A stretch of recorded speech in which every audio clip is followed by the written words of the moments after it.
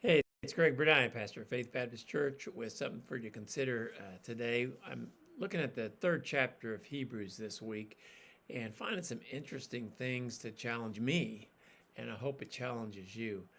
In Hebrews chapter 3 and in verse 14, the writer, who I believe was the Apostle Paul, but the writer and the Holy Spirit says this: we are made partakers of Christ if we hold the beginning of our confidence steadfast unto the end.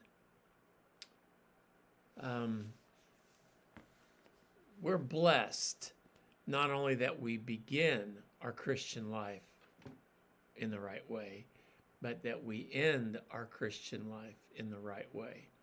Some people have taken this passage and some of the other passages to indicate that you can lose your salvation. The writer is talking about the nation of Israel when they left Egypt, and because of unbelief, because they kind of turned away from God, they didn't go into the promised land. And that's the promised land isn't heaven, but the promised land is blessing. We miss out on so many blessings if we don't finish well. Starting well is not the same as finishing well. And I think probably most of you that are even watching this, right now, you are very interested in your Christian life.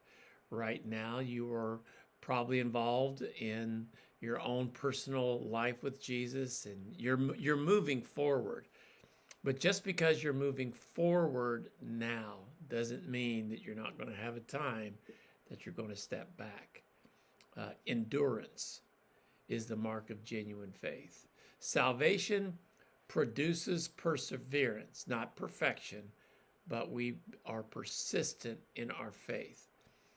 We need to make sure that we hold fast to Christ and keep going forward in our relationship with Jesus. You know, I've run a couple of marathons. It's 26 miles. And I can tell you this.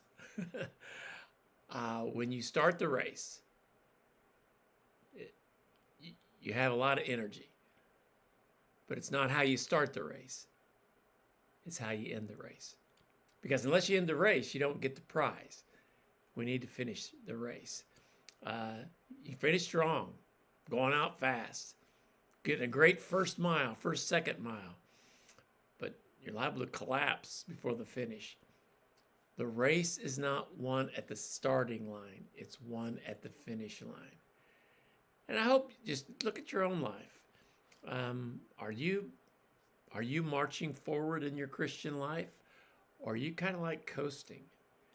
You know, I know this with a bicycle is you can move it, and then after a while you can just coast, and the momentum will carry you forward. But if you don't keep moving, you only have so much momentum, and you end up stopping. So I hope you're moving forward. What habits do you have in your life that help you walk in the Christian life? I do love how when the New Testament talks about our relationship with Jesus, it's called our walk with Christ. It's not a run. It's a walk. It's a hike with Jesus. Up and down some mountains sometimes, through a meadow sometimes. It's a walk. And I hope today you consider you're walking forward, because it's not how well you start, or not even how you're doing in the middle of the race. But we need to make sure that we finish the race well.